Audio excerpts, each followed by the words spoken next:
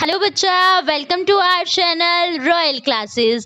आज हम लोग हमारी क्लास 8 का फूड्स एंड प्रेशर वाला चैप्टर पढ़ने वाले हैं और उसमें हमने फूड्स के बारे में बहुत कुछ देखा था हमारी लास्ट वीडियो में। आज हम बात करने वाले हैं प्रेशर की। यस, क्या देखेंगे हम लोग? आपको आपके पिक्चर में दिख रहा है कि हमारे पास क्या हो रहा है, जो ब्रेड है वो कट हो रहा है। तो कभी क्या आपने सोचा कि क्या ऐसी क्या चीज़ लग रही है जिसकी वजह से वो कट होता जा रहा है? यस, अगर हम हमारे साइंटिफिक वे में देखें तो वो क्या है, हमारा जो नाइफ है वो हमारे ब्रेड पे क्या लगा रहा है? प्रेशर लगा रहा है। Yes, by applying the pressure. ये वर्ड सुन के आपके माइंड में बहुत सारी बातें आएगी। अच्छा, प्रेशर ये होता है, अच्छा प्रेशर वो होता है। तो एक्चुअल में प्रेशर क्या है अभी हम वो देखते हैं। ओके, हमने क्या बोला, हमारा प्रेशर क्या है एक साइंटिफिक वे में?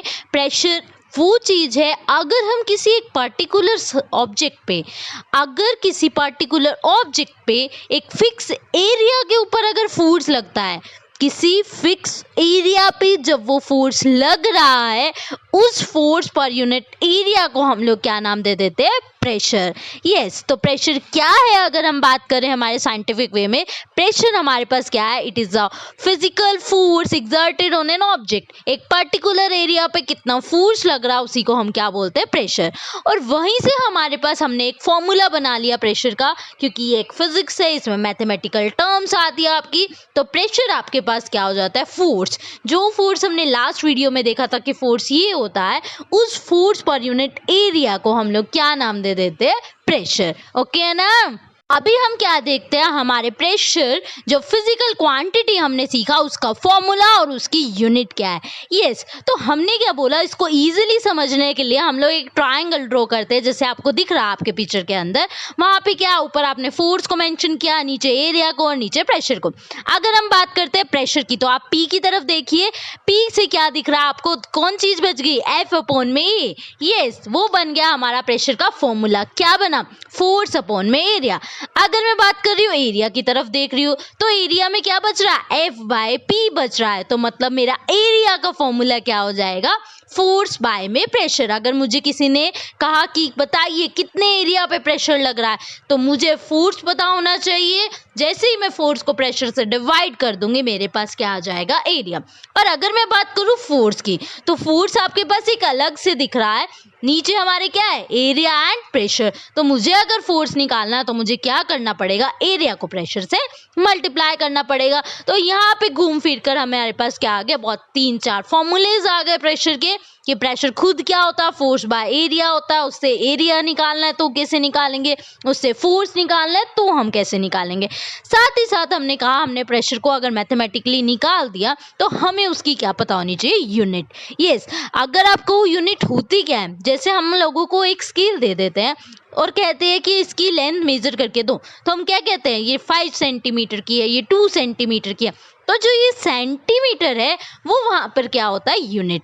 ऐसे ही जो हमारा प्रेशर है उसकी यूनिट हमारे पास क्या हो जाएगी? पास्कल। क्योंकि पास्कल नाम के साइंटिस्ट ने ये ढूंढा था, तो इसका नाम भी क्या हो गया? पास्कल। अब हमने क्या देखा, जो हमारा प्रेशर है वो किन किन फैक्टर्स पे डिपेंड करता है। तो प्रेशर जो है वो डिपेंड करता है आपका फोर्स पे, और साथ ही साथ वो डिपेंड करता है हमारा कितने एरिया पे आपने फोर्स लगाया है। और अगर हम बात करें कि वो कैसे डिपेंड करता है, तो जो हमारा प्रेशर होता है वो फोर्स पे डायरेक्टली डिपेंड करता है। मतलब क्या हुआ कि अगर आपका फोर्स बढ़ेगा तो प्रेशर भी बढ़ जाएगा, अगर आपका फोर्स कम होगा तो प्रेशर भी कम हो जाएगा। Yes, but in case of area, अगर आपका एरिया बड़ा तो प्रेशर हो जाएगा छोटा। इनवर्सली का मतलब क्या होता है? उल्टा इफेक्ट होगा। ठीक है, तो एरिया में क्या होता है? उल्टा इफेक्ट। और फोर्स में आपके पास क्या होता है? Direct effect. फोर्स बढ़ा तो प्रेशर बढ़ा, बट एरिया बढ़ा तो प्रेशर क्या हो जाएगा? कम हो जाएगा। Clear concept? गुड। अब हम बात करते हैं हमारे प्रेशर के क्या क्या एग्जाम्पल होते हैं, मतलब डेली लाइफ में प्रेशर आपको कहाँ कहाँ दिख रहा है। तो फर्स्ट ऑफ ऑल हमारे पास क्या आया? It is easier to walk with a flat shoes rather than with a high heels. एक हाई हील्स में चलना जो है वो थोड़ा डिफिकल्ट है as comparison to flat shoes. अब आपको पार्टीज में गर्ल्स में जाना होता है तो क्या होती है? सब हाई हील्स में दिखती है, तो क्या उन्हें डिफिकल्टी नहीं होती? होती है, बट पार्टी एंड ऑल वही बात कहते हैं ना। तो बोला क्या इन्होंने, मेन थिंग क्यों है ऐसा, ऐसा क्या है फ्लैट शूज में जो हाई हील्स में नहीं है। अगर आप देखिए ध्यान से, आपके फिगर में दिखाया हुआ है हाई हील्स। हाई हील्स का मतलब एरिया बहुत कम है। अभी आपने पढ़ा एरिया अगर कम होगा तो प्रेशर क्या होगा, बहुत ज़्यादा होगा। उसका प्रेशर इतना ज़्यादा होगा गर्ल का, या तो आपकी हील्स टूट जाएगी या फिर वो लड़की गिर जाएगी। तो इसीलिए हमारे पास जब हम फ्लैट शूज़ में होते हैं हम बहुत जल्दी से भाग सकते हैं, जबकि हील्स में भागना डिफ़िकल्ट है। क्लियर है ना भाई। नेक्स्ट एग्जाम्पल में हमें क्या सीखने को मिला, it is easier to hammer a sharp nail than a blunt one into the wood. हमें क्या करना है, एक वुड के अंदर हमारी नेल को हैमर करना है। तो हम हमारे फर्स्ट फिगर में देख रहे हैं कि एक ही बार हैमर का उसने क्लिक किया और उसी टाइम हमारा नेल क्या हो गया, अंदर चला गया। जबकि दूसरी साइड वो क्या कर रहा है, हैमर मारे जा रहा है, बट वो वॉल के अंदर जा ही नहीं रही है नेल। तो इसके पीछे अगर आप रीजन देखिए तो इसके पीछे रीजन क्या है, दोनों अप्लाई कर रहे हैं प्रेशर, दोनों का फोर्स अप्लाई हो रहा है एक पर्टिकुलर एरिया पे। बट जब वो हमारा फर्स्ट वाला कर रहा है तो वो बिल्कुल पतला सा एरिया डाल रहा है। जब पतला एरिया डाल रहा है मतलब प्रेशर उसका क्या है, ज़्यादा है। प्रेशर ज़्यादा है तो वो एक ही सेकंड में क्या कर रहा है, नेल को अंदर कर रहा है। जबकि दूसरे केस में क्या हो रहा है आपके पास, वो दूसरा हमारा जो एरिया ज़्यादा वाली साइड है वो उसने ली। तो जब उसने एरिया ज़्यादा वाली साइड ली तब क्या हुआ, एरिया ज़्यादा हो गया।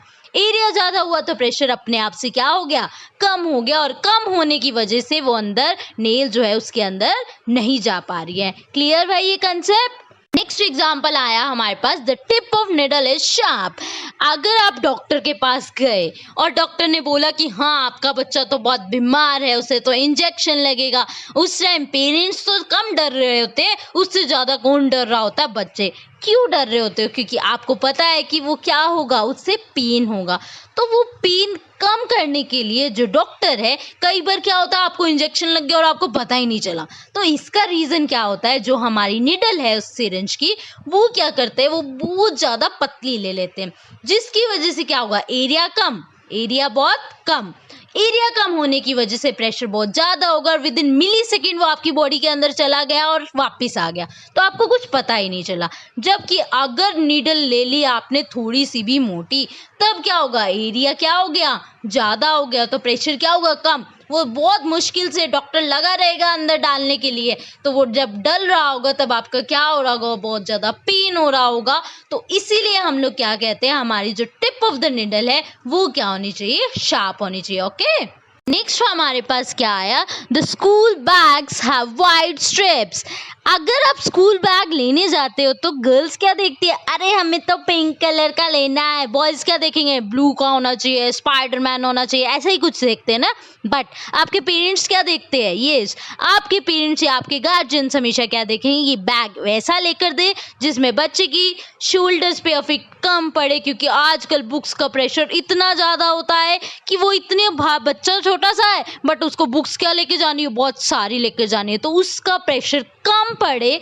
उसके लिए जो है हमारे को क्या एडवाइस की जाती है कि आप जो बैग लो उसकी स्ट्रिप्स जो है वो चौड़ी हो, क्योंकि अगर वो चौड़ी होगी मतलब उनका एरिया ज़्यादा, और एरिया ज़्यादा होने से उस चीज़ का प्रेशर क्या हो जाएगा, कम हो जाएगा, और आप इजीली 4, 5, 10 बुक्स लेकर आराम से जा सकते हैं। ओके, नेक्स्ट एग्जाम्पल में हमने क्या कहा, it is easier to cut with a sharp knife rather than a blunt knife. आपके पास क्या दिख रहा है, हमारे पास दो तरह के नाइफ्स है, एक शार्प नाइफ है और एक ब्लंट नाइफ है। अगर हम काटना चाहे तो हम किससे इजीली काट कर सकते हैं, तो इजीली कट हम किससे कर सकते हैं, शार्प नाइफ से।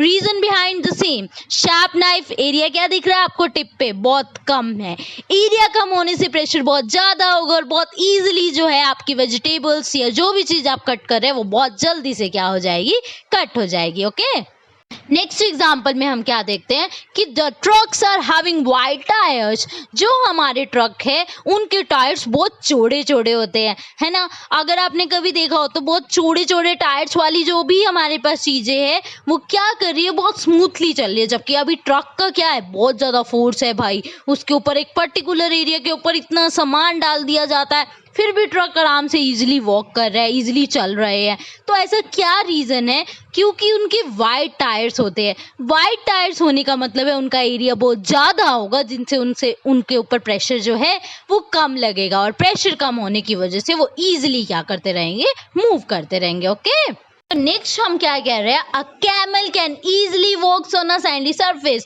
एक सैंडी सरफेस है, नॉर्मली कोई और हमारे पास एनिमल या कोई और एनिमल वहाँ क्यों नहीं होते हैं डेजर्ट एरिया में? एक रीजन हमारे पास क्या है, आप सबको पता है कि कैमल के अंदर वाटर एडेप्टेशन की पावर्स होती है। दूसरा हम क्या कहते हैं, वो इजिली वॉक कर सकता है सैंडी सरफेस पे। रीजन बिहाइंड, कैमल के क्या होते हैं, जो लेग्स होते हैं वो बहुत पैडेड होते हैं, तो उससे क्या होगा, उनका एरिया जो है वो बढ़ जाता है।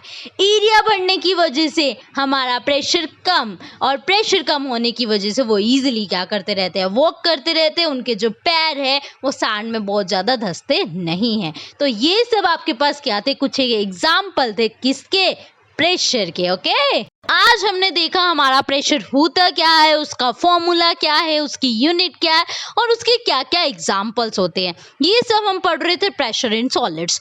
नेक्स्ट वीडियो में हम लोग क्या देखने वाले हैं, प्रेशर इन फ्लूइड्स। तो ऐसी हमारे पास वीडियोस के लिए आपने क्या करना है, चैनल को लाइक करना है, शेयर करना है और सब्सक्राइब करना नहीं भूलना है। Thank you.